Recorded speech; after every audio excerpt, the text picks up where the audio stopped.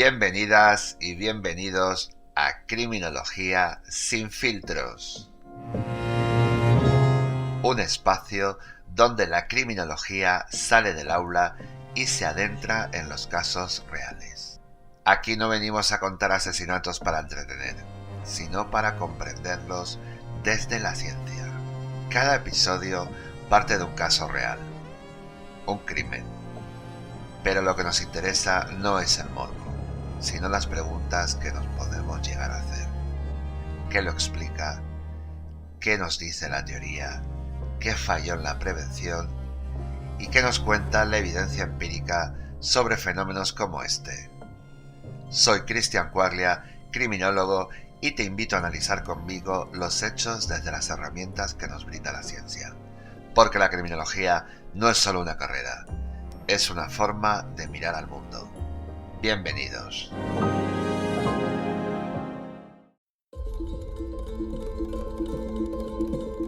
El caso que os traigo hoy se conoce como el crimen del rol.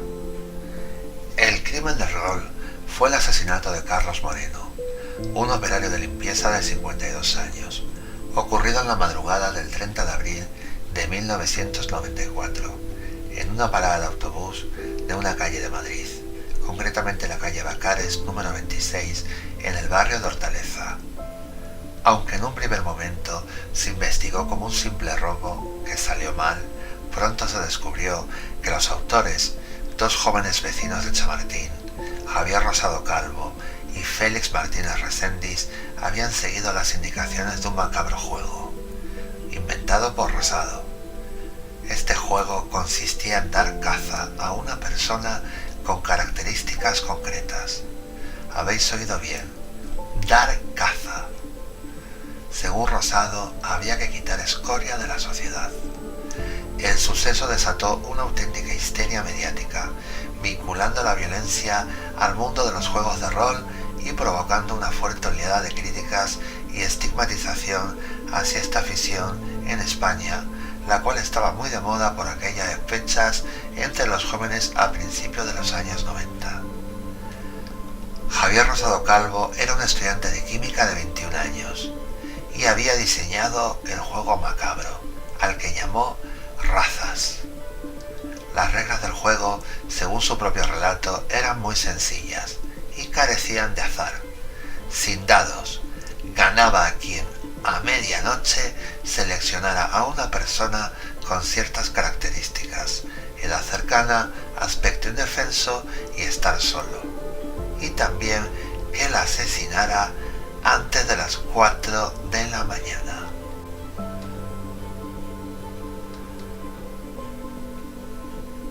En un primer momento, Rosado y su cómplice Félix Martínez Reséndiz, 17 años, estudiante de COU, eligieron a una joven que caminaba sola, pero desistieron cuando llegó su novio y la recogió en coche, salvándole así la vida. Luego vieron a una señora que salía de su portal junto con su perro. La señora iba a sacar la basura y se dirigía al contenedor. Quiso que esta mujer también se salvara. Siguieron y siguieron dando vueltas por el barrio, esa fatídica madrugada del 30 de abril de 1994, y de repente vieron a Carlos Moreno Fernández, 52 años, empleado de limpieza, casado y padre de 3 hijos, que estaba esperando el autobús. Se acercaron a él bajo el pretexto de un robo, le exigieron la cartera y este, al oponer resistencia, precipitó su fatídico final. De repente, Javier y Félix sacaron cuchillos, lo acorralaron en la parada y comenzaron a apuñalarle. Le asestaron un total de 19 puñaladas. Una de ellas seccionó la tráquea y llegó hasta la columna. Imaginaos lo que tuvo que sufrir Carlos en ese momento. Luego le empujaron hacia un terraplén cercano, que estaba detrás de la parada del autobús, donde siguieron apuñalándolo, donde Carlos finalmente murió. Las primeras hipótesis hablaban de un atraco con resultado fatal, pero no fue así, porque Carlos acababa de cobrar y llevaba su sueldo, 60.000 pesetas de la época. También llevaba su reloj. Esa misma noche del 30 de abril, un conductor de autobús que hacía esa ruta se detuvo a fumar un cigarrillo mientras hacía su descanso. De repente vio algo entre los matorrales. Le llamaba la atención y decidió acercarse. Allí fue cuando descubrió sin vida el cuerpo de Carlos. Todo parecía indicar que se trataba de un robo, pero repito, Carlos llevaba las 60.000 pesetas de su sueldo en uno de sus bolsillos y tenía el reloj puesto. Junto al cadáver de Carlos se encontró un trozo de guante de látex, supuestamente roto durante el forcejeo. Os preguntaréis cómo se llegó a la resolución del caso. La policía en aquellos momentos no tenía ni idea de lo que había sucedido. Un amigo de Javier y de Félix, el tercero en el grupo, sí sabía todo. Habló con sus padres y le contó la verdad. Le contó que él sabía lo que había sucedido. Le contó que su amigo Rosado se jactaba de haber cumplido el reto del juego. Tras esto, los padres acudieron a la comisaría a contar los hechos. Tras esta declaración, la policía acudió al domicilio de Rosado, pudiendo registrar su habitación, tras obtener la orden de registro expedida por el juez, y encontraron el famoso documento. Aquel famoso documento que tanto dio que hablar, el cual incriminaba totalmente a Rosado. De ese tercer amigo, de esos padres, nunca se reveló el nombre. Sí podemos estar agradecidos a que ese joven contó la verdad a sus padres y que sus padres tuvieran el valor y la valentía de acudir a la policía para denunciar los hechos. El escrito del cual os hablo estaba mecanografiado en 3 folios por ambas caras y redactado en primera persona. Recordad que en aquellos tiempos muy poca gente tenía un ordenador en su casa. La gente comenzó a comprar equipos a partir del año 95-96. Recordemos también que fue a partir del 97-98 cuando Telefónica de España comenzó a implantar lo que se conocía en aquella época como la Internet, la cual tenía una baja latencia y velocidad. Como él no tenía ordenador, utilizaba la máquina de escribir. En ese escrito, el propio Rosado cuenta las dificultades que tuvieron para asesinar a su primera víctima y los sentimientos que esto le provocó. En esos 3 folios, concretamente al final del documento, Carlos escribió a mano: día 30 del 4 de 1994, 4:15 de la madrugada, lugar, número 26, calle Bacares, nombre, Carlos Moreno Fernández. También el escrito decía: salimos a la 1:30. Habíamos estado afilando los cuchillos, preparando los guantes y cambiándonos, poniéndonos ropa vieja en previsión de que la que llevaríamos quedaría sucia, quedaría manchada de sangre. Quedamos en que yo me lanzaría el primero, desde atrás, que cogería a la víctima mientras él le debilitaba con un cuchillo de considerables proporciones. El mío era pequeño, pero estaba muy afilado, fácil de disimular y de manejar. Se suponía que era yo el que debía cortarle el cuello. Yo sería quien matase a la primera víctima.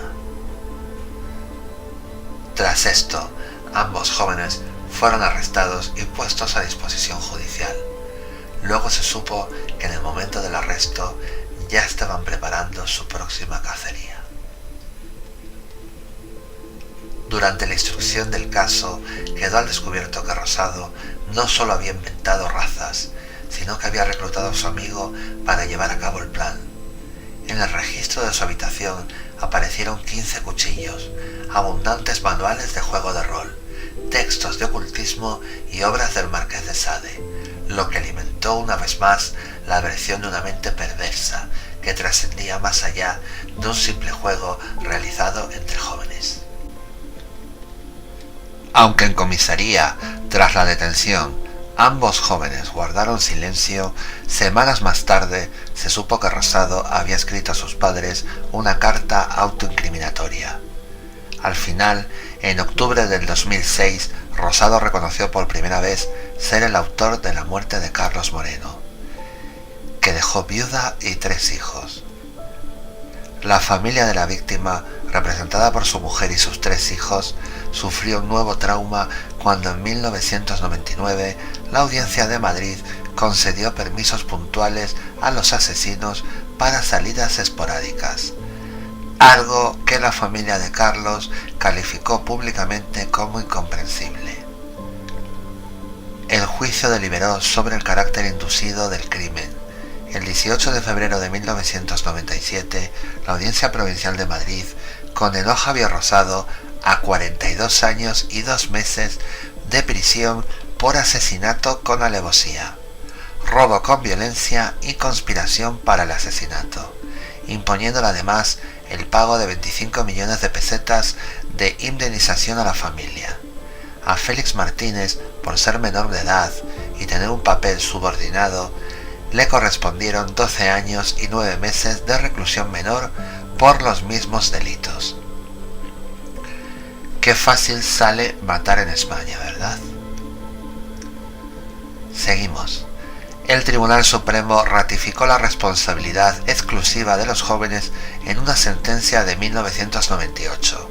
La podéis buscar en Google. La sentencia es la 632/98, exonerando por completo a los juegos de rol de cualquier influencia directa en la conducta criminal y atribuyendo exclusivamente el asesinato como una patología psicopática de Rosado y la obediencia extrema de Martínez. Los juegos de rol no tenían la culpa. Las repercusiones del caso fueron mayúsculas. Los medios comenzaron a vapulear a toda la comunidad rolera, culpándola de desprecio por la realidad y necrosis mental. Allí donde había un micro había una señora gritando que eran juegos de tarados.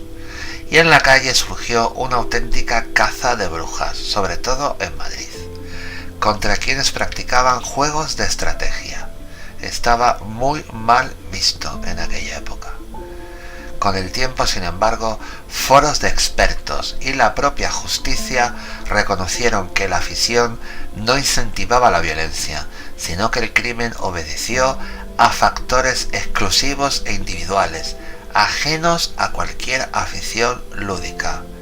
Así, el crimen del rol se convirtió en un ejemplo extremo de hasta dónde puede llegar una mente desequilibrada al confundir fantasía y realidad, y en un punto de inflexión para separar lo que es la libertad de juego de la estricta responsabilidad penal. En cuanto a las penas, a Javier Rosado, que se le sentenció en febrero de 1997 a 42 años y 2 meses, 28 años de prisión mayor por asesinato, 4 años de prisión menor por robo y 10 años por conspiración, disfrutó de permisos puntuales para exámenes de 2004. En 2007 solicitó el 3er grado, inicialmente denegado, y finalmente lo obtuvo en marzo del 2008. La libertad definitiva le llegaría en 2010, tras cumplir 13 años de reclusión efectiva, más los beneficios del grado. Vuelvo a repetir, qué barato sale matar en España. En la prisión aprovechó el tiempo. Estudió licenciatura en química, con una especialidad en medio ambiente, licenciatura en matemáticas con una especialidad en estadística e ingeniería técnica en informática. Obtuvo estas titulaciones vía convenios con universidades y aprovechó sus permisos para hacer exámenes. En lo personal, creo que este dato al cual tuve acceso es erróneo. En aquella época ya existía la UNED, la cual acaba de cumplir 50 años y de la cual yo soy un alumno de la casa, y conozco perfectamente la dinámica de mi universidad. Es una de las únicas que acude a la cárcel, te da clases y te examina dentro de la cárcel. O sea que lo de los permisos para ir a hacer exámenes me suena más bien a excusa. He intentado averiguar con la universidad, pero por ley de protección de datos no me han querido dar información. Yo creo que estas 3 carreras las sacó en mi universidad, porque de hecho químicas con matemáticas e ingeniería técnica en aquella época compartían muchas asignaturas troncales y obligatorias, entonces es fácilmente sacarse 3 grados en un corto periodo de tiempo. En situación actual, pues podemos decir que este señor, tras su libertad definitiva en 2010, ha mantenido un perfil bajo. No hay registros públicos de actividad profesional o académica posterior. Pues estudió químicas, matemáticas y es ingeniero en informática. Entonces, pues, nos gustaría saber este señor de qué se gana la vida. En España no hay un fichero como existe en Estados Unidos de criminales y violadores. Sería conveniente que en España lo tuviésemos, porque personalmente creo en la reinserción, pero en esta clase de delitos lo dudo muchísimo, y más con el perfil psicopático sádico que tiene este señor. Es cierto que cumplió condena, cumplió con la ley, cumplió con el Estado y salió en libertad, pero sí que me gustaría saber por qué sitios, si está en Madrid, por qué sitios se mueve, más que nada para no toparme con él. En cuanto a Félix Martínez Reséndiz, cumplió solo 12 años y solo 12 años y 9 meses de reclusión menor, porque era menor de edad y tuvo un papel secundario. Aquí personalmente la justicia tendría que hacérselo mirar muy mucho, porque se conoce que junto con Rosado apuñalaron hasta la muerte a Carlos. De hecho, en el escrito el propio Rosado dice que era él el que tenía que haber asestado aquellas puñaladas primeras, ¿no? Entonces, bueno, yo lo hubiese enfocado como cooperador necesario, pero bueno, era menor de edad y era la justicia que teníamos en aquella época, no la actual, que espero que si un menor de edad comete este crimen tan atroz, sea juzgado en un futuro pues como un mayor de edad, como ocurre en Estados Unidos, país al que los criminólogos miramos tanto porque están a años luz de nosotros. Mismo en Inglaterra ocurre lo mismo, se juzgan a los menores como si fueran mayores de edad, a partir de una edad, claro. Sobre el tiempo en prisión de Félix, según diversas fuentes, sabemos que cumplió solamente, de los 12 años y 9 meses que le cayeron, cumplió solo los primeros 4 años de condena, antes de acogerse a beneficios penitenciarios y salir a un régimen de semilibertad. En prisión no aprovechó el tiempo como Rosado, que sacó 3 grados.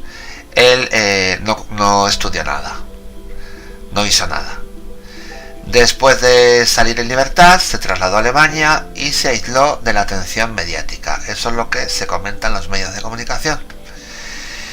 También nos cuentan que ha tratado de rehacer su vida fuera del foco público, ¿no? También nos gustaría saber qué es de la vida de Félix Martínez, porque está ahí fuera. En ambos casos, la combinación de los beneficios de grado penitenciario y el trabajo académico hecho por Rosado en prisión les permitió reducir significativamente el tiempo efectivo tras las rejas. Desde su excarcelación, Rosado optó por el silencio y Martínez por cambiar de país, sin que ninguna de las dos trayectorias haya vuelto a ocupar titulares. Aquí quiero decir tanto a Rosado como a Martínez que si quieren ponerse en contacto conmigo lo hagan a través del mail que figura en las redes sociales y en el blog, y me cuenten qué es de su vida, ¿no? Porque como criminólogo me interesará saber mucho si realmente han logrado la famosa reinserción. estoy muy interesado. Por favor, contactarme, que quiero entrevistaros y quiero saber realmente si estáis reinsertados y si os arrepentís de lo que habéis hecho. Ahora voy a hablar de las teorías criminológicas de una persona que para mí es el padre de la criminología moderna en España, el cual tengo el gusto de conocer, disfrutar de su amistad y ser su alumno. Me dio clases en varias asignaturas del grado de criminología en la UNED y es una persona muy llana, que puedes hablar con él y te explica lo que es la realidad de la criminología. Se nota que la ama y lo vive, ya que tiene más de 57 libros escritos, y como os digo, para mí es un honor haberle conocido y haberle tenido y tenerle de profesor. Quiero hablar de su libro Teorías criminológicas, con el cual yo estudié, de la editorial Dickinson, y que para mí es la Biblia en estos casos. Quiero aplicar en este caso concreto del crimen del rol, dentro de lo que es la criminología neoclásica, lo que llamamos la elección racional, la oportunidad y el entorno físico. Esto aparece en el libro en la lección 5, con el epígrafe "El delincuente como sujeto racional y oportunidad y delito". Aplicándola al caso de Javier Rosado y Félix Martínez, quienes planearon el homicidio con antelación, según el propio Rosado, que cuenta en su escrito cómo afilaron los cuchillos, llevaron guantes, ropa, eligieron la franja de madrugada y un lugar poco vigilado. Esto nos demuestra el cálculo de costes y beneficios, ya que ellos querían ganar puntos de experiencia y minimizar el riesgo de ser vistos. Además, la víctima era un hombre solo, de madrugada, en un sitio semioscuro. Recordemos que en aquella época, en muchos sitios de Madrid, las paradas de autobuses solo se iluminaban con lo que era el cartel de la publicidad y casi siempre ninguna funcionaba. Esto es un hecho.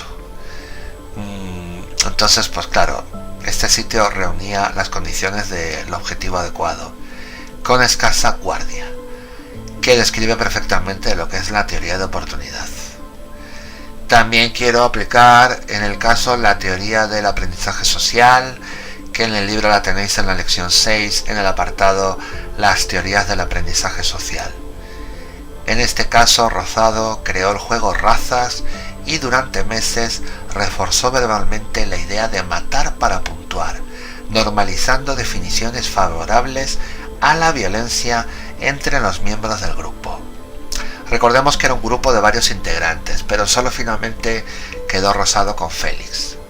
Félix era el más joven, era menor de edad y tenía la necesidad de aceptación, e interiorizó esos modelos y justificaciones. Es un juego.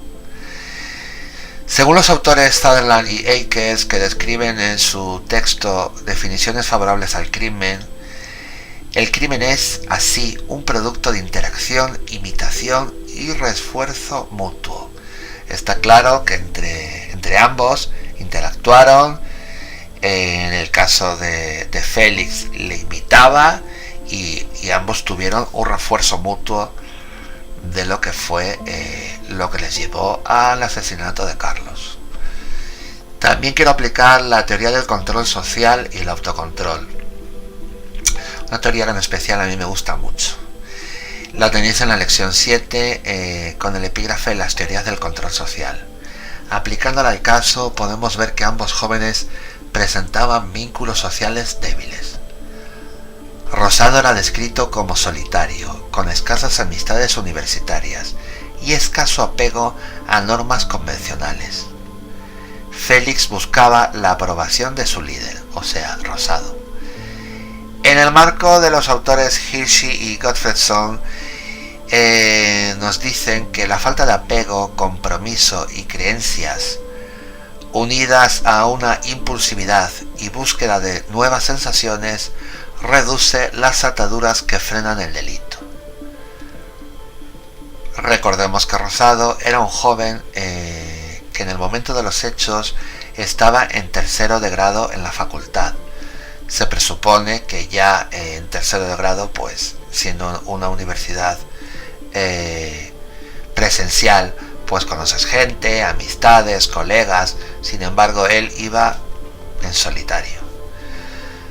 También quiero aplicar la teoría de los factores psicológicos y la hipótesis de la psicopatía, que en el libro la tenéis en la lección 4 bajo el epígrafe Factores biológicos y psicológicos, en la cual, si la aplicamos al caso, podemos ver que los peritos describieron a Rosado como un psicópata sádico, sin empatía ni remordimientos, rasgos que la lección dedica a la influencia de la personalidad sobre la probabilidad delictiva.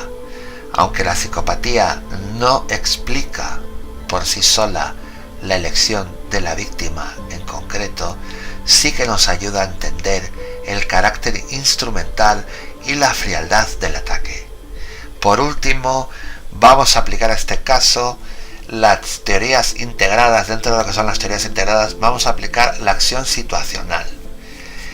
En el libro la tenéis en la lección 9 bajo el epígrafe Teorías de la acción situacional y modelos integrados del desarrollo y del curso de la vida. Pues en la teoría de la acción situacional, según Wikström, ella combina la propensión moral, que no es otra cosa que la baja empatía, la alta tolerancia a la violencia, con entornos que facilitan el crimen, como es en este caso una calle sin vigilancia, noche y un arma disponible. El resultado emergente es la decisión de matar, y se produce cuando una propensión individual converge con una oportunidad situacional, que es clara, exactamente lo que ocurrió la madrugada del 30 de abril de 1994. Quizás esta teoría de la acción situacional es la que nos puede decir y nos puede aclarar un poco por qué a veces pasan estos delitos, estos hechos en la calle, ¿no? Se da una oportunidad, llevas un arma y cometes el crimen. Quiero contaros también lo que dijeron las psicólogas que intervinieron como peritos comisionadas por el juez, las doctoras Blanca Vázquez y Susana Esteban, que abordaron el caso sin ideas preconcebidas. Tras 2 intensas sesiones de mañana y tarde, en las que le aplicaron, entre otros, la escala de ARE, que es el test más preciso que se conoce hoy en día para determinar si un sujeto padece trastorno de la personalidad, y darse unos días para reflexionar, ambas llegaron a la conclusión de que se encontraban ante un psicópata sádico. Rosado era un psicópata sádico. No había lugar a dudas. Descartaron la esquizofrenia paranoide, porque no encontraron ninguno de los síntomas que se dan. También descartaron el trastorno múltiple de la personalidad. Le consideraron un simulador muy inteligente. Su puesta en escena no encajaba con lo que suele ser como conducta habitual en este tipo de personas. Las 2 psicólogas fueron concluyentes. Tiene una personalidad psicopática y sádica. Quiero explicaros que la psicopatía es una anomalía psíquica, un trastorno antisocial de la personalidad, por lo que, a pesar de la integridad de las funciones perceptivas y mentales que hacen que se halle patológicamente alterada la conducta social del individuo que la padece, diríamos que la descripción de este sujeto se corresponde, por tanto, con una personalidad psicopática, la cual consiste en características tales como la falta de sinceridad, muy hablador y superficial. Poseen también una grandiosa sensación de valía o autoestima personal, considerándose más inteligente que los demás. Necesitan estimulación constante, dada su propensión al aburrimiento. Mienten de forma patológica. Tratan de engañar y manipular a los demás para provecho propio, siempre que pueden y tienen la ocasión. No tienen sentimientos de culpa, no tienen remordimientos por los efectos de su conducta y su efecto es una cosa superficial. Son extremadamente egocéntricos, insensibles y tienen falta de empatía. Son irritables y tienen bajo autodominio. Además, en el caso de Javier Rosado, el cual tiene una personalidad sádica, suele ponerse de manifiesto con conductas crueles, desconsideradas y agresivas, siempre dirigidas hacia los demás, siempre que estos sean subordinados o estén en un estatus inferior al sujeto. Cabe decir que Félix era inferior a él, porque era menor de edad. Y él, Javier Rosado, el asesino, el cual creó el juego Razas, pensaba y pensó que Carlos estaba en un estatus inferior a él, podemos decirle.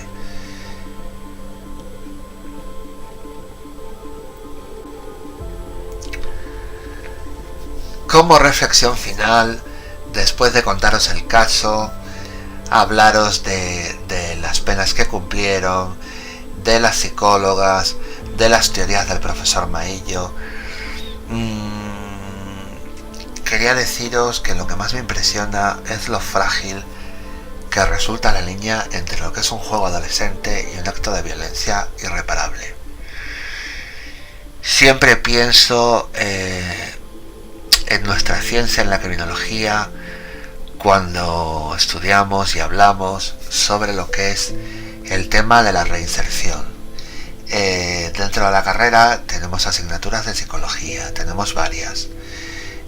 Por un lado, criminología nos enseñan la naturaleza del delito, nos enseñan las penas que les puede caer, nos enseñan lo que es la rehabilitación, los programas de tratamiento, cómo sacarle de la cárcel y qué hacer con ellos después de que salen de la cárcel.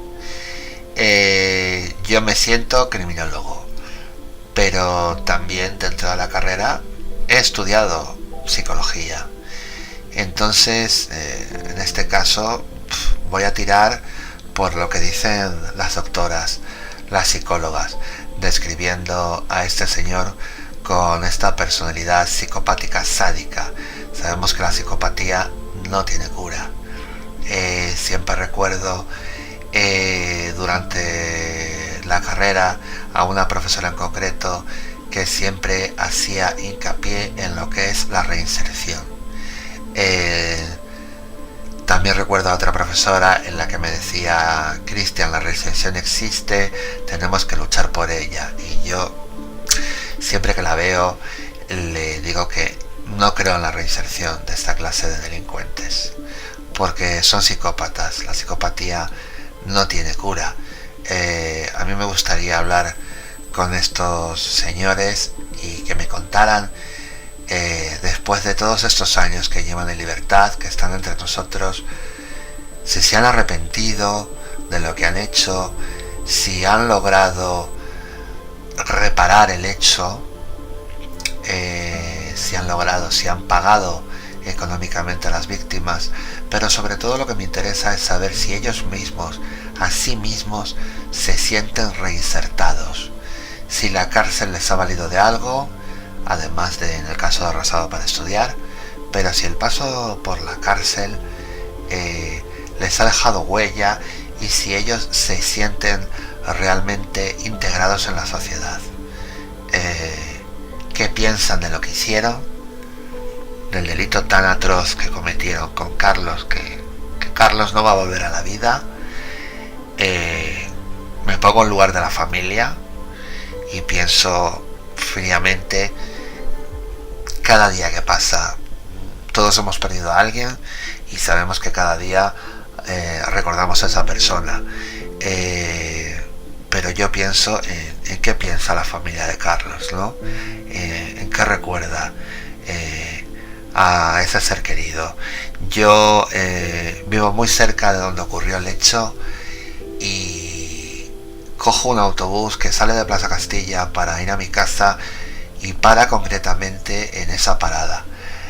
Han pasado muchos años, el barrio ha cambiado mucho, pero cada vez que el autobús para ahí se me hiela la sangre.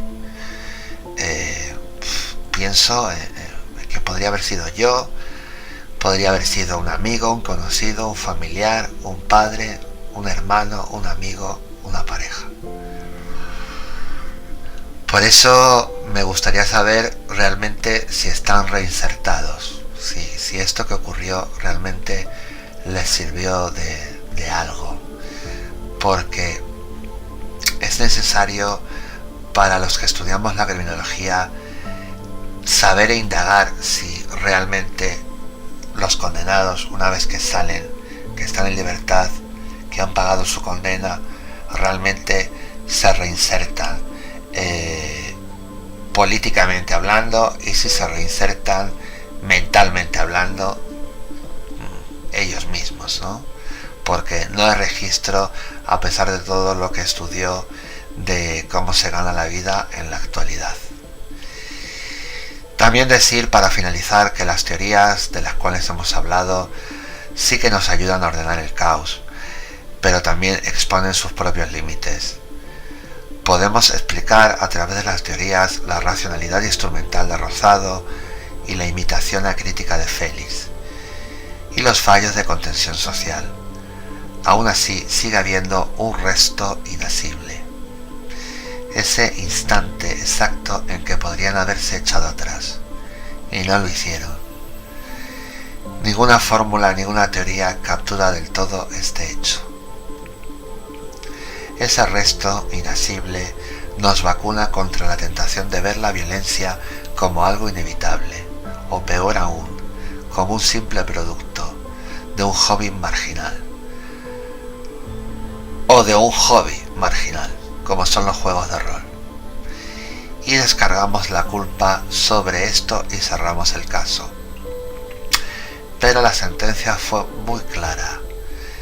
El juez así lo dice, y lo dijo en la sentencia: los juegos de rol no tienen la culpa.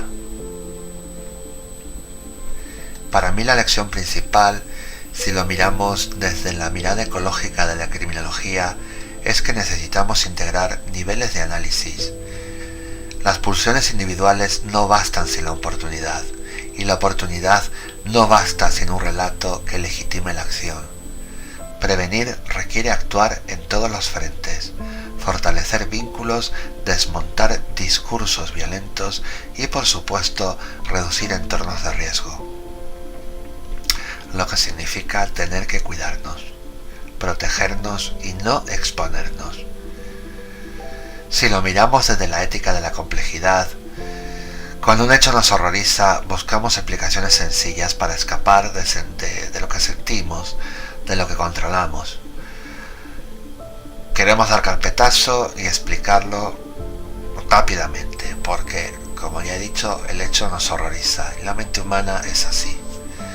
Las teorías criminológicas, bien usadas, son un antídoto contra esa simplificación, ya que nos obligan a reconocer la pluralidad de las causas, y con ello nuestra responsabilidad compartida, como familias, instituciones y medios, y en crear contextos que favorezcan o inhiban la violencia, lo que se traduce como en crear un mundo mejor.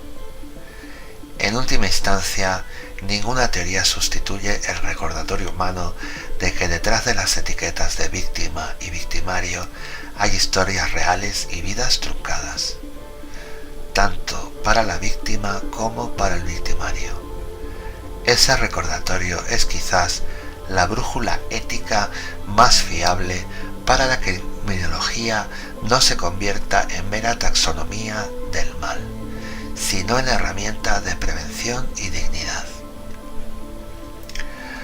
Por último, amigos, quiero recordaros que la criminología es todo lo que nos rodea, como ya habéis visto. Estos señores han sido juzgados y sentenciados. Han cumplido condena, han cumplido su pena y han pagado con la sociedad, lo cual debemos respetar. Pero también debemos recordar que están ahí fuera. Están ahí fuera. Protegeros y cuidaros. Y esto ha sido todo por hoy en Criminología sin filtro. Soy Cristian Quaglia y ha sido un placer compartir este episodio contigo. No olvides suscribirte para estar al tanto de nuestros próximos capítulos, darle al like y compartirlo con tus amigos. Nos vemos en el próximo episodio. Y no olvides, la criminología es todo lo que nos rodea. Gracias. La edición de este programa ha sido realizada por María de la Rocha Quaglia.